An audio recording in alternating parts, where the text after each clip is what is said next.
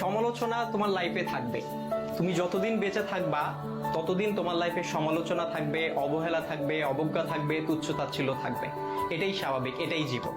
তবে এই যে সমালোচনার, এই যে তুচ্ছ-তাচ্ছিল্যতা, এই যে অবজ্ঞা, এই যে অবহেলা, এই বিষয়গুলোকে খারাপ লাগার দিক হিসেবে নিলে হবে না। এগুলোকে তোমার অনুপ্রেরণা হিসেবে নিতে হবে।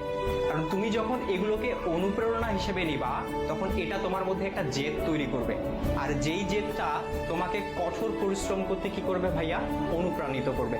তোমার কঠোর পরিশ্রম করতে গিয়ে তোমার সব ধরনের ক্লান্তিগুলোকে দূর করে দিবে। আর যখন তুমি একবার কঠোর পরিশ্রম করতে শিখে যাবা, তখন স্যাক্রিফাইসের যে বিষয়টা, এই বিষয়টা তোমার মধ্যে অটো চলে আসবে।